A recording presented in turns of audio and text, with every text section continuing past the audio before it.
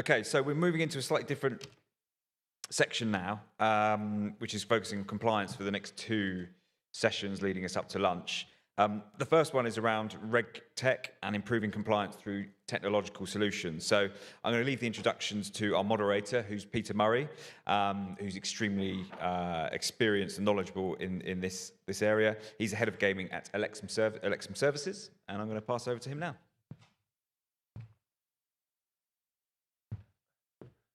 You're on the panel, please get up. I'd hate for these, everybody have to listen to me for 40 minutes. Yeah, come on up.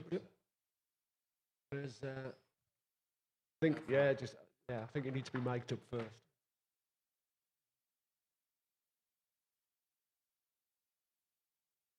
Here we come. While everybody's getting mic'd up, I'll do a quick introduction, and I'd like to thank Willem and the team at Gaming in Spain for the invite, and Tom, wherever he's gone, particularly for making me look really silly. Tom and I have both lived in Spain for about a year. He's in Mallorca, I'm in Murcia, yet he can do an intro in Spanish, and I can barely do one in English. So, to be fair, my kids have taught me a lot of Spanish, but as the Spanish tend to swear a lot, are probably not usable in this environment. So I wanted to pick on a couple of points from earlier. One from Santiago about Spain having the worst politicians in the world. Brexit. And one from Maria Rosa about gambling sector as a priority for politicians. Well, it is, and we certainly see that from around the world. But what we've ended up with is potentially bad politicians focusing on a sector with a public perception problem. And that means we all have to raise the bar if we have the real chance of sustainability. And maybe that's where this section is going to add value. So let me stick to what I do know as the panel come on board, and that's around the areas of data, technology, and innovation, and how those things combine to support the sector. So my background is I had 10 years working for one of the big identity suppliers, so working with operators and regulators around the world, introducing and demonstrating new technology. But today's panel sit right in sort of that space of experts looking at the title of around improving improving compliance through technological solutions. Before I get the panel to introduce themselves, and the reason we're talking about this is the quotes up there, they happen to be from the UK Gambling Commission, but they resonate very much with what it's about today. It's about gathering better quality data, working actively to cooperate with each other, and then making sure that that technology is viable and workable. So which way do I go on these slides, gents? What am I pointing at? Might have been one of the tech guys. Here's a tech session and the tech's not working.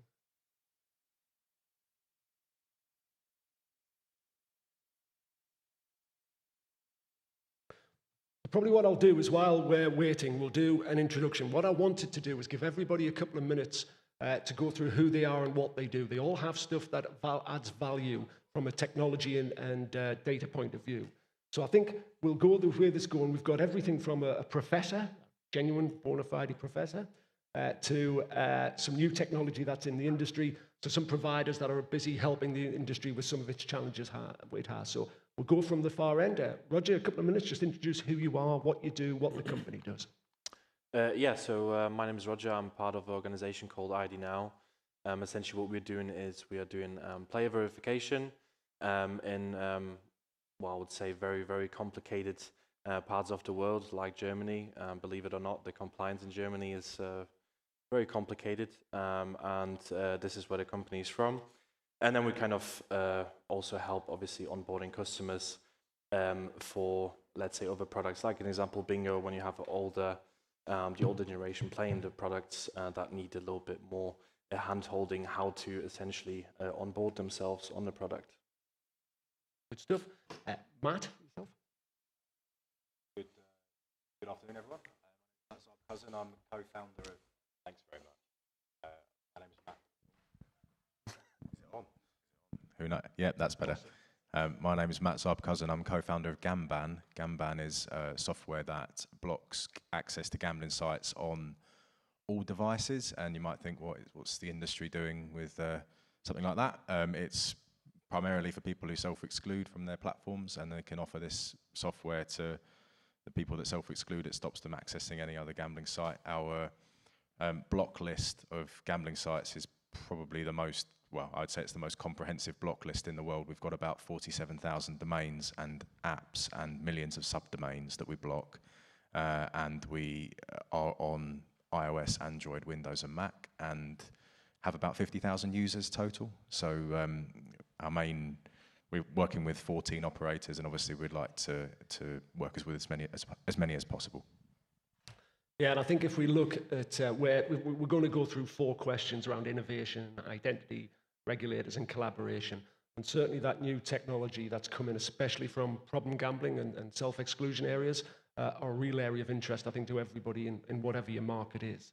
So now we come to the really intelligent guy on the panel. So Kim, do you want to tell us a bit about yourself? Yes, thank you. I'm very happy to be introduced as a professor. Sometimes I'm introduced as an expert, and to me an expert is a person who has committed a lot of errors in a very narrow field. So I think this is much more positive. Thank you for inviting me. One half of the reason I'm here is I'm professor in neuroinformatics. I think the other half is I'm also the founder of Mindway AI.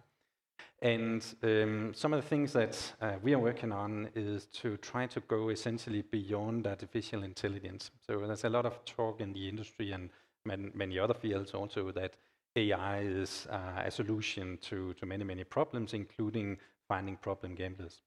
And one of the things that we hypothesize is if you're only doing artificial intelligence, then you could also say that we are only doing statistics. And we believe that by essentially unlocking some of the potential in neuroscientific results and neuroscientific practices, then we can actually get a step beyond what we can do with AI alone. And so I can probably go into details as we go along, but some of the things that, where we have offerings is in detecting problem gamblers in a way that's consistent with how human experts identify problem gamblers. Another thing we're working on is assessment of impulsivity, assessment of essentially how people are making decisions. If people are making decisions sort of in an erroneous path, then that is sometimes what leads to problem gambling. So essentially, if we can do that well, then we can also detect problem gambling much earlier on. And as a third component, we're also working on tools that can actually, at least we hypothesize, get people to become less impulsive, and impulsivity or exaggerated impulsivity is also one of the underlying causes of problem gambling. So if we could sort of develop easily available tools, online tools such as short training games, then by essentially making gamification out of training, we believe that with neuroscience and AI we can actually make people a little bit less impulsive and therefore also catch initial problem gambling a little bit earlier. No, and I think this is one of the key things for the sector as a whole. I think it's pretty subjective at this point. What we need to have going forward is evidence, fact-based evidence, and it's areas like yours, and certainly with yours, Matt, about understanding exactly how it looks, so we can start quoting figures. And we're a toxic industry. A perception out there, whether it be political or public, is not great. And the only way we're going to build sort of that trust and sustainability is through the work like that with some fact-based evidence. So, last but not least, David. Thank you. Got a few slides. So, buenos dias, me llamo David Pope. Yo soy jefe de marketing de HooYu. Hablo poco español. And that's it. So, I'm going to invite my colleague Rodrigo, who is our head of UI and UX at HooYu, to come and join me for a couple of minutes and help me tell you about HooYu. So, at HooYu, we have 2 platforms. HooYu Investigate is a data visualization service that enables operators to really understand their customers, and it helps them to identify customers that might have previously excluded and have relapsed and come back into your site using a slightly different name. It enables operators to look for evidence of financial stress in your players, bankruptcies, applications for payday loans, financial stress in the household.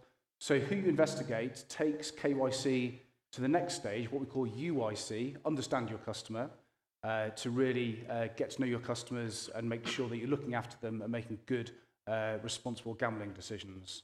And who you identify, Rodrigo? Gracias, Dave. Mi nombre es Rodrigo Valle, soy el encargado de todo el área digital y media. Y seguramente han escuchado los términos UX and UI, User Experience and User Interface, y ese es básicamente mi área. Y ese es básicamente el producto que estamos también trabajando, que es HooYu Identify, que es básicamente el confirmar la identidad de las personas, verificar su identidad, con la finalidad de prevenir crimen, prevenir fraud, sobre todo en industrias grandes como las apuestas. Gracias. So we're a relatively new company. We've been in the market for 3 years now, but we do the KYC, the onboarding here for some of the operators in Spain, such as Marathon Bet, Betfred, GIG, and so forth. We're very active in the UK market and the Maltese market, both in terms of providing our UIC, our customer visualization service, but also in terms of our KYC and our onboarding platform as well. In fact, the Gambling Commission in the UK use HooYu Investigate as part of their investigating processes for problem gambling.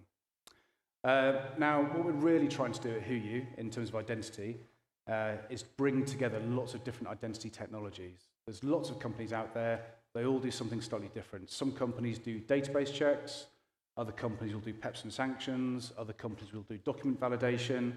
We're the old men of identity. We've been in gaming since 2004, helping operators understand who their customers are. So we bring all these technologies together into one platform so that operators can make better decisions and produce an identity confidence score so they truly know that their customers are who they say they are. But in this day and age, there's lots of KYC tools out there. The battleground now isn't increasing the integrity of the KYC. The battleground really is how to give a great customer experience. So what HooYu does is that we actually provide a layer of UI and UX tools to guide your customer through that KYC journey to make sure the highest percentage possible get to the finishing line and succeed. So on the subject of UI and UX. KYC, Know Your Client, conoce a tus clientes. Básicamente ese es nuestro producto. ¿Y desde dónde empieza todo lo que tratamos de innovar? Desde el usuario, el interface y el user experience.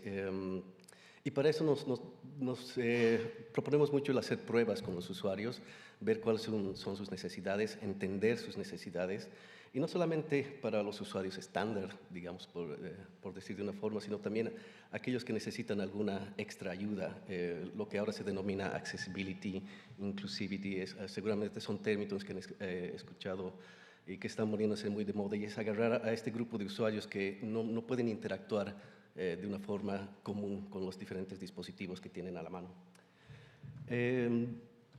Basada en esta información, el siguiente paso es Sequential KYC Tools, y distribuir esta información de una forma lógica, de una forma en la que el usuario pueda entender cuáles son los siguientes pasos sin tener ninguna fricción. Esta parte es en la parte de registro de usuarios, donde sí tienen que pasar por varios formularios, etcétera, pasar los documentos. Entonces, lo que tratamos es de minimizar esta fricción que puede llegar a tener el potencial cliente. Personalización, customizable. Esto es, todos entendemos que es muy importante nuestro brand, nuestra presentación, nuestro logo, nuestros colores, dependiendo de la compañía. Nuestro producto tiene esa capacidad de poderse personalizar de una forma en que el usuario no se siente que está dejando una página para entrar a otra, simplemente continúa lo que le llamamos el journey, un viaje de registro sin ninguna fricción. Multichannel and multi-device capabilities. En estos días todos tenemos una computadora, un teléfono móvil, un tablet, tal vez los tres a la vez, y al momento de hacer un registro el usuario puede empezar en una computadora y terminar el registro desde la comodidad de su casa con su teléfono, y nosotros proveemos esa facilidad. Customer messages, obviamente siempre tratamos de comunicarnos con el cliente efectivamente justo cuando lo necesitan, y estos canales, un email o un text en el momento ideal es lo que llamamos un buen customer experience y un buen customer service. Y por último, velocidad. No queremos que el usuario esté registrándose por horas, llenando formularios, etcétera. Nuestro sistema trabaja de una forma que trata de sacar toda esta información y evaluar al usuario de una forma rápida y siempre mantenernos al tanto. Gracias, Rodrigo. Gracias. Thanks. Two things I liked about that. That was nowhere near the 3 minutes we agreed, and the fact Dave was nodding at all of that, not understanding much of it. So look, what I want to do is we're going to cover 4 key points. Is that still yours? No? We'll crack on and ask the questions if anybody could sort those slides out. So look, there's 4 key areas I think we want to look at as RegTech helps in that innovation. And the first one is innovation. So let's see if that works anyway. Yeah, sorry. There we are. So everybody on this panel has a part to play with sort of that technological innovation we see across the gaming sector today. Innovation is a vastly used word, so what we'd like to go through is what's innovation mean for you guys, and what obstacles are in the way, and is sort of RegTech the saviour for everything we do? So, Roger, I'll come to you first. What sort of innovation are you seeing in the sector, and what do you see coming across in practical, in play? I think it's just, obviously innovation means that you have a solution that works, I'll guess, say, cross-compliance. So you have, certain situations that you have in Spain, you have certain situations that you have everywhere else in Europe. And I think innovation really starts when you start bringing those things together, and when you do one of the things in a really good way. Because, I said that there's many different providers. And I think if you do one thing, really, really well, and you put those things together, I think that's innovation, and I think it works very well, because making the lives easier, first of all, of the operators, and second of all, of obviously their customers, essentially. Matt, from your perspective, you're one of the really interesting innovators that have come into it in that area of problem gambling. What was your views when you were coming into the market, and how do you think that came in? Well, I don't think we've had many problems developing the tech, and we know, obviously a lot of investment's gone into it, but we know that it's helping tens of thousands of people that are using it. One of the problems we've had is adoption. So I naively thought, perhaps, and this is me being very honest, that the sector's under a lot of pressure in the UK at the moment. This is something that is good for the customer. It's not going to put the operator at a commercial disadvantage to distribute that software to someone who's self-excluding anyway. It's going to stop them going to a competitor. It's good PR for them to be involved in something like this, strengthening self-exclusion, increasing the barriers for people who want to opt out. I've been disappointed with the level of enthusiasm from the sector on this, and that's unfortunate. We've got about 12 operators we're working with, and we're at these events all the time. We're doing our best to try to show that we can not only offer this software, this technological solution, but we can help improve and streamline the self-exclusion process as a whole. So it's led me to conclude that the only way that we're going to get, it's not so much the problem with the technology, because I think that some of the technology is brilliant. It's particularly around this AI stuff. This is absolutely fascinating. And I'm sure, sorry, I'm going to encroach on your space, but it's about adoption. And I think that a lot of operators, perhaps you might say justifiably, think, why should we? No one else is doing it. And therefore, does it mean that the regulator has to have a greater role in ensuring that there's adoption across the board and that there's a level playing field? Because really, this is certain operators thinking, I'm going to be put at a commercial disadvantage if I go down this route and do it properly. I know, and I'd absolutely agree with that. I think we'll come to regulators in a second. But is there a single thing on the adoption you think? Is it just the cost of doing this, or what's the main reason that we encounter? No, but yes, exactly. Well, we're not particularly expensive, and I just think that the RG departments that tend to be the ones that we'll be dealing with, they have very small budgets that have to last the whole year. If it was a compliance issue, in other words, if it was a regulatory requirement in the LCCP, that would be a different matter. So this is why we're hoping that the Gambling Commission is currently consulting on blocking software. We're hoping that it's going to move in that direction. But it's a shame that it has to, Yeah, I think it's definitely there's the carrot and the stick approach from regulators, or as somebody pointed out, a carrot-shaped stick. But it's that question of whether the industry would happily go down this route if it wasn't forced to. But we'll come back to regulators in a second. So, Kim, from your point of view, the innovation, because yours, as Matt's pointed out, particularly interesting area. Tell me a bit about innovation in your specific area. Yeah, so one of my areas where we spend a lot of time is in artificial intelligence, and there's a lot of hype about artificial intelligence. It's probably or quite certainly overhyped, and I think it's up to us now to sort of find and tease out the real value in it. And it's funny because we actually introduced this idea about a game scanner that's essentially artificial intelligence that's trying to behave as a real human expert. We actually introduced that exactly 1 year ago on this very stage here. And I must say that we have certainly seen adoption. We are in dialogue with lots of operators. We are also in dialogue with lots of regulators. I can also recognize what you're pointing out. I think there is sort of on the positive side, I see a move towards operators being able to see that there's real value in having these tools in more responsible tools. So historically, there's been a bigger scare that to sort of address the elephant in the room, that you'd essentially be losing VIP customers. But there is also now data that's starting to show that there's value, that instead of losing a customer who sort of goes over the edge and overspends, then keeping a customer sort of at a more healthy level, flying under your radar and our radar, then you can keep that customer for a longer time. And also, of course, it has a branding value. Sort of on the technological side, what we're seeing is that AI wants to ingest a lot of data. So the more diverse data, the better. And that's good because that gives sort of a holistic view of the customer. So it's not just age and gender and demography and so on, but it's also the spin-by-spin behavior. It's also, dialogues that have previously been going on with the customer and so on. And we essentially want to ingest all that in an AI algorithm. And one of the problems, that we potentially face is that data is only available in silos. And that's not just in the gambling industry, that's pervasive. I also do a lot of work in the healthcare industry, and that's exactly the same. So I think, one of the things that we need is sort of an organization and an infrastructure in the gambling industry that makes it easier to sort of harvest the information that's already there, but it's not as easily accessible.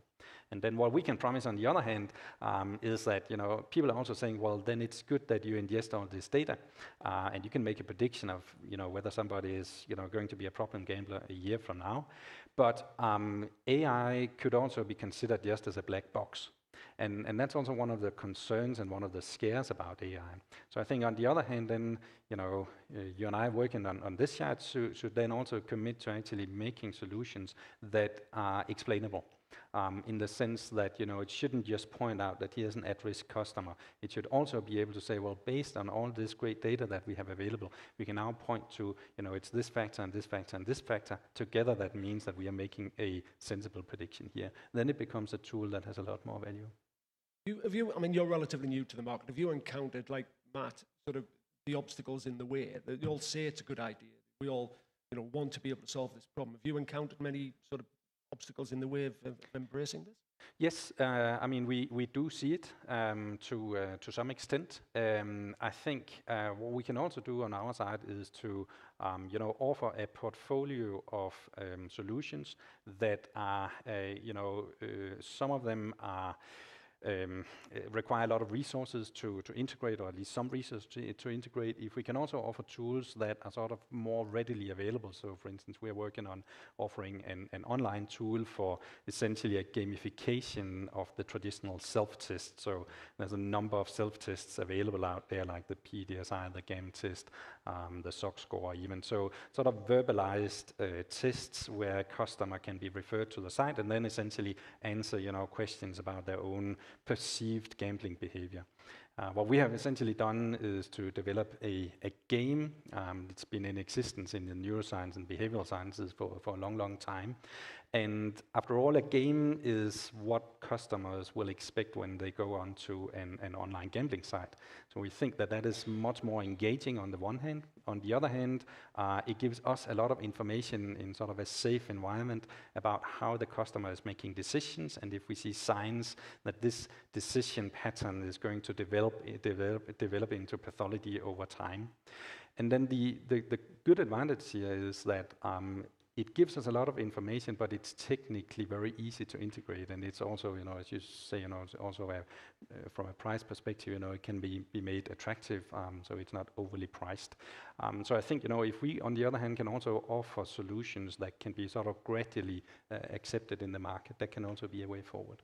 Yeah, we'll come to collaboration later, because it's one of my big subjects of the industry sharing data for the benefit of all, and I don't think we do the best at that.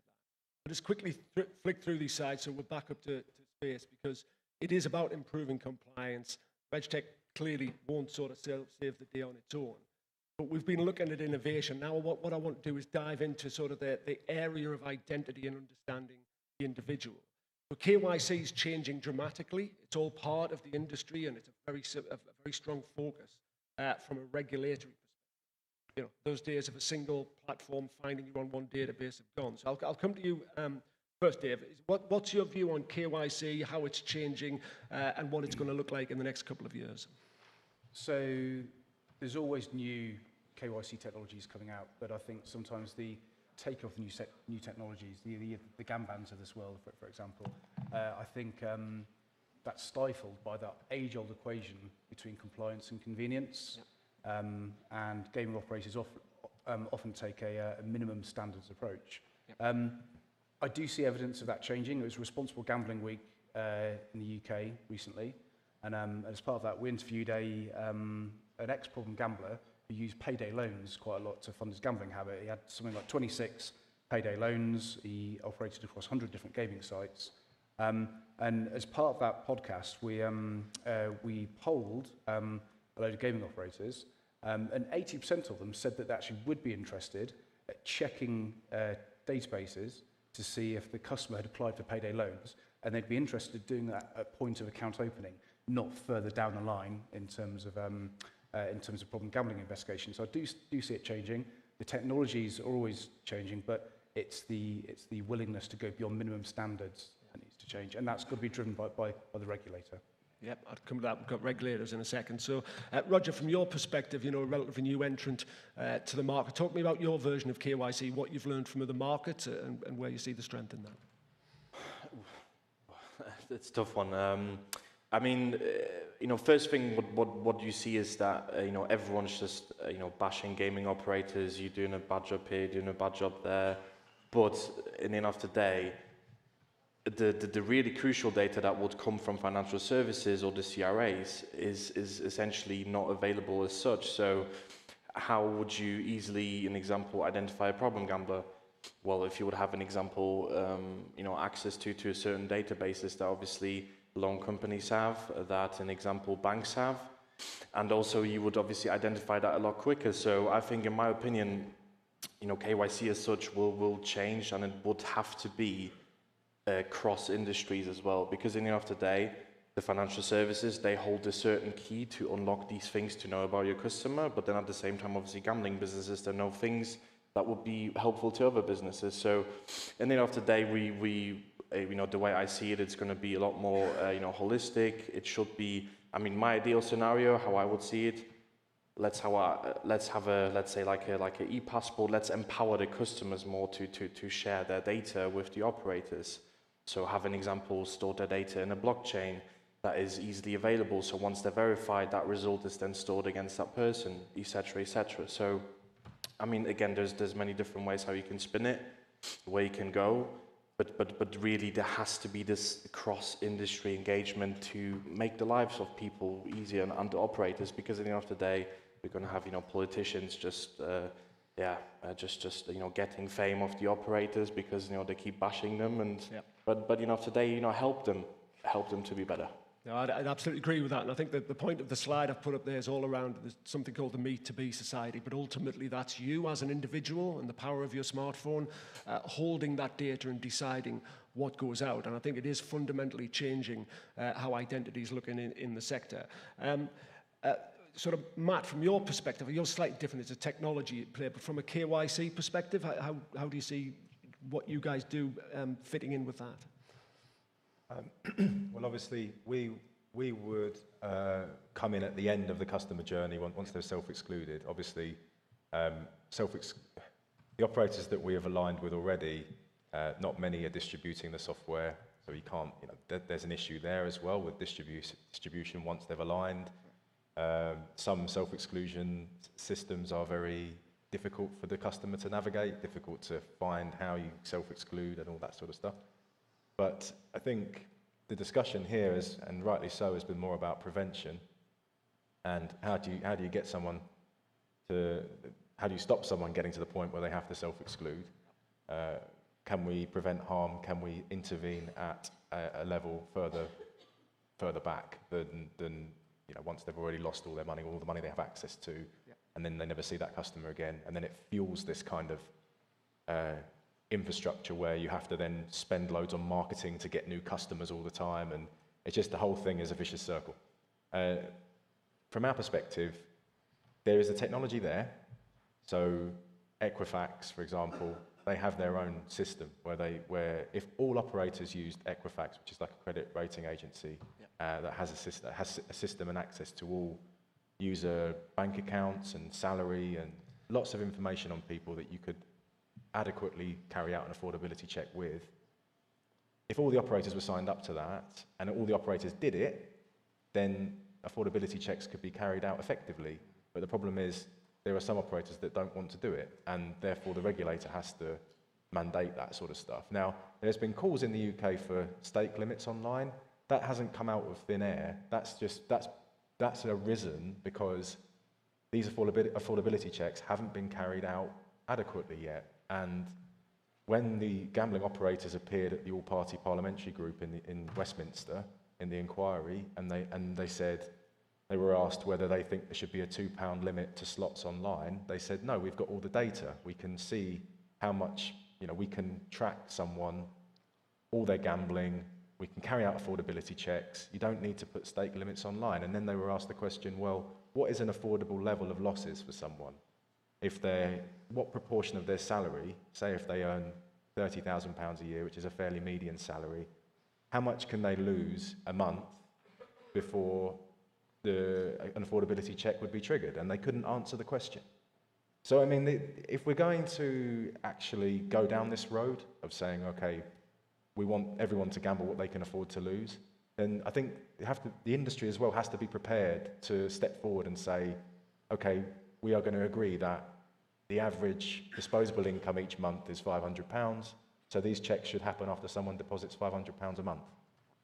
So I don't know. This is just, you know what I mean? These kind of questions have to be answered, though. Well, I think you've hit on the point I want to come to next, which is around regulation. I'll come straight back to Roger on that before coming back. So regulators have a key role in this, Roger, I think, is the carrot and stick approach. Will they do it? What's your view on, from a technology point of view, what have the regulators got to do to help the industry out? Well, I mean, there's a lot of regulators that do a great job, like with obviously, speaking to technology providers to see what's out there. So you have an example, the MGA, you have the UK Gambling Commission just started doing it a little bit. Essentially there has to be a lot more input from the technology providers. What is actually available? What is viable? Is it really going to, change the business? Is it really going to do that? So there has to. I think we have to take it a little bit of a step back, and really have input from, several technology providers that are on several ends of the customer journey, right? It should be at the start, in the middle, at the end. There has to be a little bit more. I would say, confluence, a little bit more of a narrative for the whole industry. Do you think the regulators embrace that technology, or more importantly, understand that technology enough? No. Yep. No, I mean it's a simple answer. No, I mean it's you know, they probably look at you know, certain technologies that might have been in the news or whatsoever, or are being used by you know, by certain providers. But I think that there's just, well, I mean, simple answer is no. Yeah. So would you think the same, Dave? Because you deal a lot with regulators. I could give a comparison between the UK Commission and what we saw from the DGOJ today in terms of how much data they have and how they analyse the data and how they cut the data. And I think that if the regulators can ask their licensees to use more data and to perform more behavioural analytics on their players. So one of the slides from the DGOJ was about reversals of withdrawals. And that's a key factor. That's a key sign of propensity towards problem gambling. But equally, other behavioural analytics KPIs could be frequent changing of the deposit mechanism, the increases in velocity in bets, the increases in velocity in logons. And of course, the big problem for the gambling industry is how they manage the outreach and problem gambling care at scale. And if they segment their players a little bit better, if there's more segmentation based on demographic and behavioural analysis that allows them to put players into a low-risk pot, medium risk pot, and high-risk pot, and spend more time and resource on the medium and the high-risk pot, and do the outreach that way. And ultimately, I think that's where technology, it does the heavy lifting, or can do the heavy lifting, allowing you to concentrate sort of on those important bits that sort of need manual intervention. I think it's very difficult for regulators, who are essentially normally government officials, to understand this, but I absolutely think they need, maybe employ a few teenagers, maybe get a few people in who know what they're doing, as my child can quite happily organise things quicker than I can, but they've got to somehow get on this, because there is an answer there somewhere, from the sharing the data through to embracing that technology. So look, I'm conscious of getting us back on track, so we'll finish with one other question, apart from around regulation, which is around collaboration, the most commonly used C word in the industry, and yet the hardest that it seems to be to get people to do it. So I'm going to come to Kim first from a slightly different perspective. So from a sort of a psychological point of view, from the sort of scientific environment, where do you see collaboration, and how are you seeing it in what you do? Well, I could see, you know, collaboration across vendors, across operators, of course, but I can definitely also see collaborations between operators, industry, and regulators. And just to make one comment about, you know, regulator involvement also in sort of the light of collaboration. You know, it's actually possible now, as you sort of allude to analyze gambling data at a, you know, more or less a spin-by-spin level. And if you do that with an individual operator, you know, to be honest, that operator in a sense can only be accountable for what happens on that particular site. On the other hand, a regulator, at least in many countries, would actually have sent this kind of data, and where one operator would then see, you know, what appears as pauses could actually be activity on another account or another casino. So I think in terms of collaboration, I mean, that could actually start with the regulator, and there's actually an opportunity for the regulator to be a first mover here.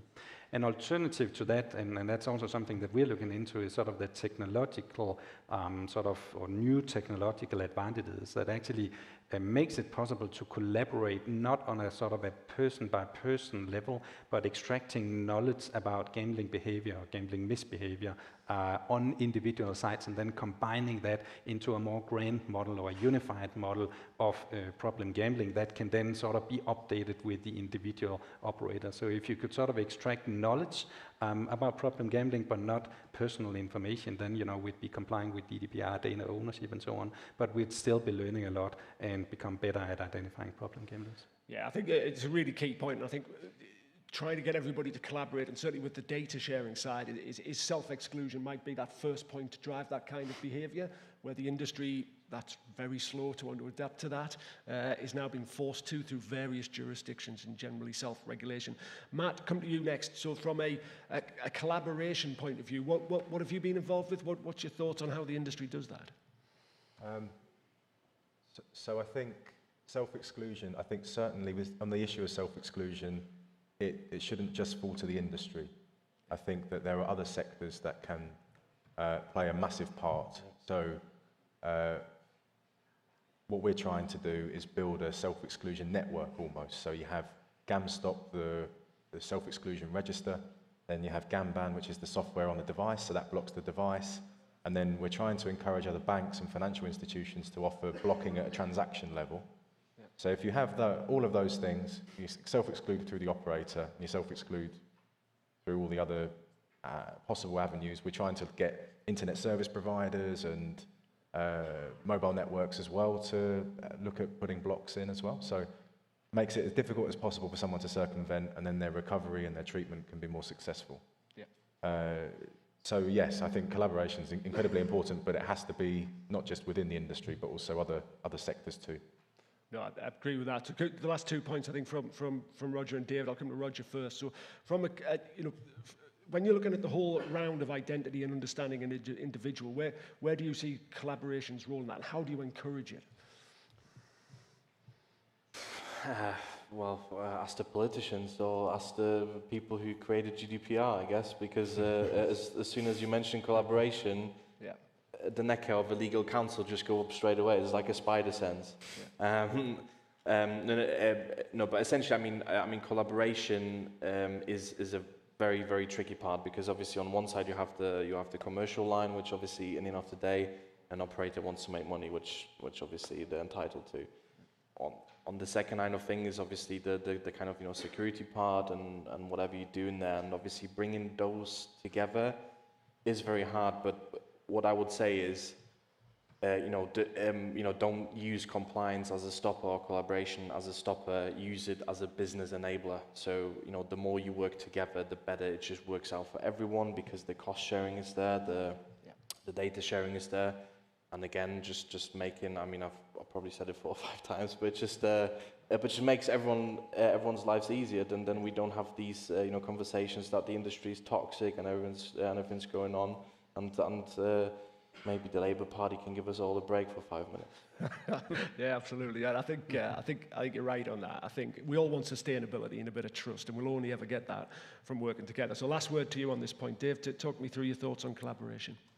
So for me, the utopia for collaboration would be when operator A is making a decision about a customer, and that could be onboarding or at a point of later problem gambling investigation. And the utopia for me is when they can see a data point from operator B that says, hey, look out, this guy's on our on tier C of our problem gambling list, or look out, this guy has done fraud against us.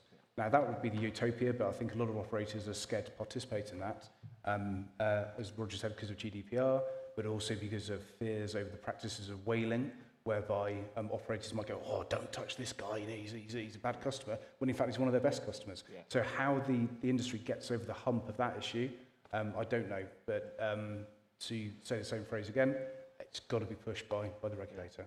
No, I think you're right.